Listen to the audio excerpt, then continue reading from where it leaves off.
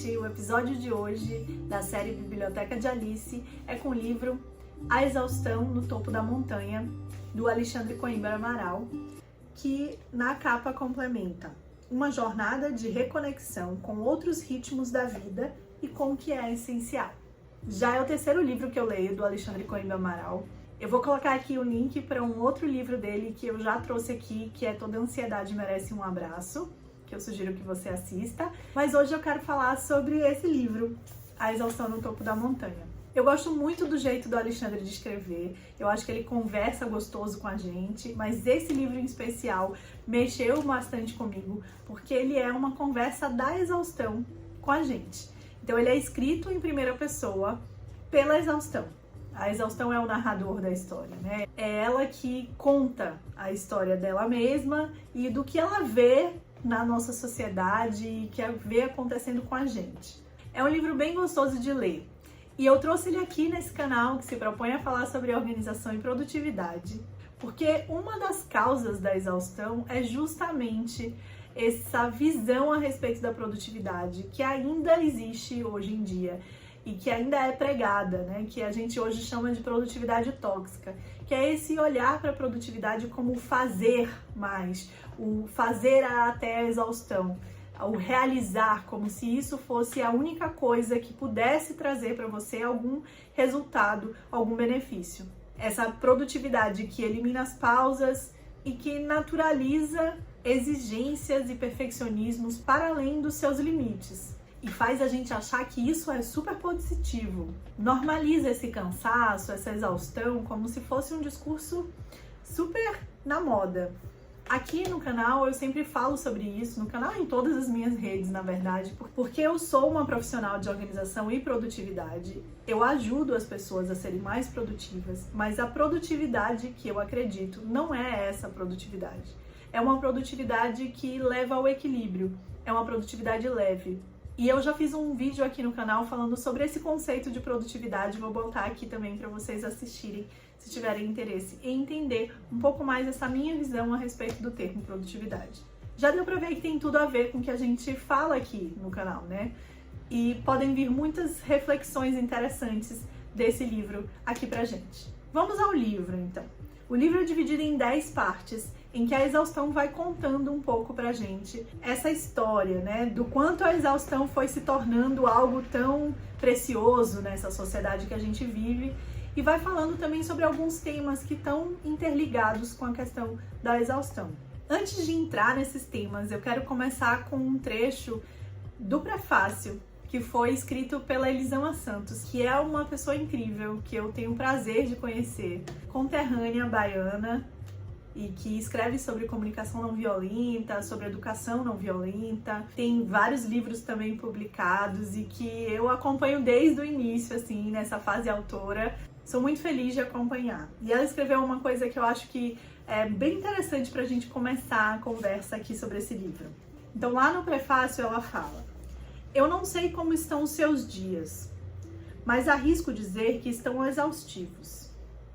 Nesse momento, acredito que você tenha assumido mais responsabilidades do que consegue dar conta, que acorda com a sensação de que não dormiu o suficiente e que dorme concluindo que não utilizou as poucas horas do dia de maneira eficiente.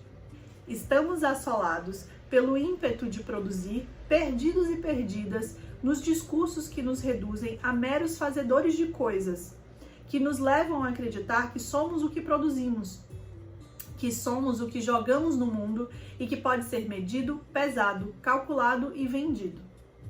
Mas somos mais. E talvez seja esse um dos maiores e mais belos lembretes das linhas que se seguem. Somos mais, muito mais.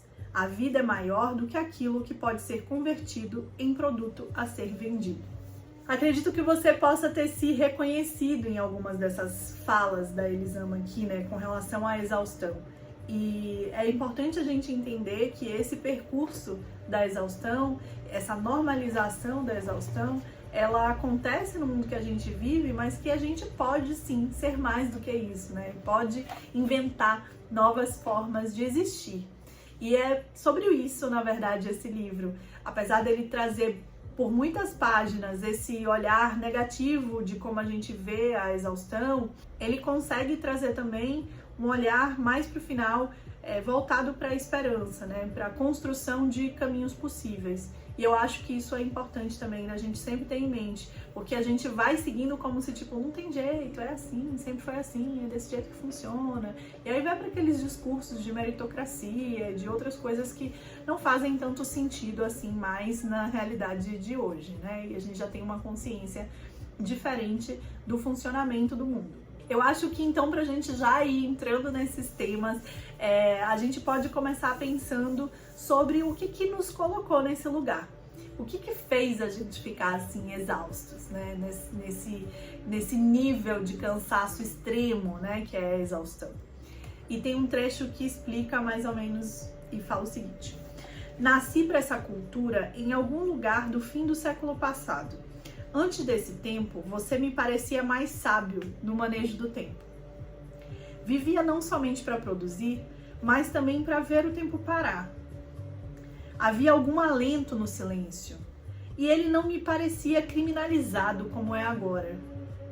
Você conseguia pausar as tarefas e simplesmente ver a vida acontecer em ausências de palavras ou atos. Era mais fácil encontrar gente deitada numa grama de parque, olhando nos olhos, sem a necessidade de preencher tudo com palavras, mensagens, fotos e vídeos, projetos, produtos e tarefas a cumprir. Essa cena não é tão antiga assim. Mas, de tão diferente do seu modo de vida atual, a memória parece brotar em tons de sépia, como se fosse um passado bem antigo. E por que ele traz isso, né? Porque é importante que a gente perceba que essa exaustão que a gente sente, que você sente, que eu também sinto, ela não é solitária, ela não é individualizada, ela não é uma questão minha, da minha maneira de lidar com a minha vida ou da sua forma de fazer a vida. Ela é algo social, é algo desse contexto de mundo que a gente está vivendo. E isso influencia muito. Por mais que a gente queira acreditar que a gente tem o poder de mudar a nossa vida, a gente é influenciado e bombardeado o tempo inteiro pelas novas tecnologias, pelos nossos amigos, pelo que a gente vê na TV e nas outras mídias, pelo nosso entorno o tempo inteiro. Para a gente fazer diferente, a gente precisa ter muita intenção. E isso parte dessa reflexão, da gente estar aqui falando sobre isso, por exemplo. Muito do que leva à exaustão tem a ver também com esse lugar de idealizações inacessíveis, como se a gente tivesse que subir ao topo da montanha, né? E ser o melhor e alcançar o sucesso, como se o sucesso tivesse sempre que estar associado a algo desgastante, de esforço mental, emocional e físico, como se as coisas nunca pudessem ser fáceis e tivessem que exigir muito da gente sempre para que tivessem valor. E ao acreditarmos nisso, a gente acaba adoecendo, porque a gente vai ultrapassando os nossos limites, a gente vai se comparando com quem está subindo essa montanha ao lado da gente. A gente vai deixando de entrar em contato com o que a gente deseja, com o nosso jeito de viver a vida, com o que é importante pra gente.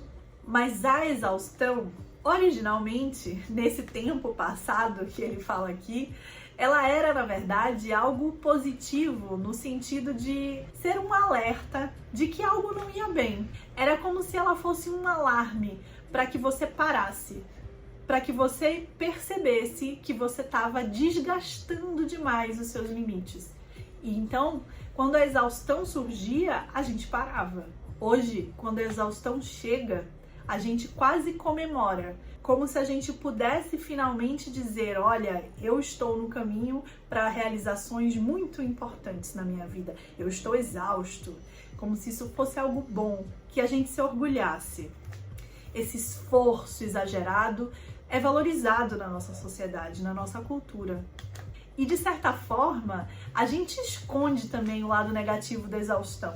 Quando a gente fala da exaustão, a gente fala de uma forma meio romantizada. A gente não fala das dores que a exaustão nos traz. Da angústia, da ansiedade, dos sintomas físicos, dor de cabeça, dificuldade para dormir. Porque a gente pensa que não deveria reclamar do caminho que está te levando para o sucesso. Mas a gente precisa se dar conta de que não precisa ser assim. E a gente precisa olhar também para o que não faz bem nesse caminho para o sucesso. Até para a gente poder refletir se é esse o caminho e se é esse o sucesso que a gente quer. E, aliás, o que é sucesso para você? Enquanto isso não estiver claro para você, não faz sentido você estar perseguindo talvez algo que não é nem seu, uma idealização social. E aí, nessa romantização, a gente chega num lugar que é um exemplo, na verdade, que o livro traz, que é o lugar da mulher na sociedade e das mães, principalmente, que se coloca como se elas fossem as grandes guerreiras que dão conta de tudo e que uma boa mãe é aquela mãe que se dedica, que cuida, que dá além da conta. E quantas mães estão exaustas por causa da dificuldade de falar sobre isso, falar sobre o quão exaustivo é estar nesse papel, falar sobre divisão de tarefas simples, cuidados com o que é comum a todos nessa família. Os filhos, a casa. Óbvio que isso também tem reflexos de outros preconceitos, né, de outras questões sociais que vão além dessa visão produtivista, que tem a ver também com o machismo que a gente tem na sociedade e a misoginia. Essa primeira parte do livro ela é bem exaustiva de ler, né? Porque ela faz a gente entrar em contato com todo esse desgaste. Mas esse contato ele é importante, ele é necessário, porque ele traz consciência a respeito do problema. E é a partir dessa consciência que a gente pode construir saídas possíveis. A gente precisa perceber que se até a máquina para quando está sendo usada em demasia, né, um computador que trava por falta de processamento, de memória, por que você não pode parar? Se permitir esse lugar da pausa e do equilíbrio, para que você possa continuar fazendo o que você quer fazer, mas conectado com o que aquilo realmente significa para você. E não porque todo mundo está fazendo, porque é assim que a vida é, entende? Outra coisa que eu acho legal no texto, né, que ele vai costurando com algumas músicas. E uma parte que eu gostei bastante é quando ele fala sobre o tempo e ele traz a música como uma onda no mar. Ele vai falando que essa questão da volatilidade, né, do movimento que o tempo tem, né, como uma onda. Nada do que foi será de novo do jeito que já foi um dia. Tudo passa, tudo sempre passará. E eu acho que essa música ajuda a gente a ganhar essa dimensão do movimento do tempo, para que a gente não fique em excesso, nem no futuro e nem no passado.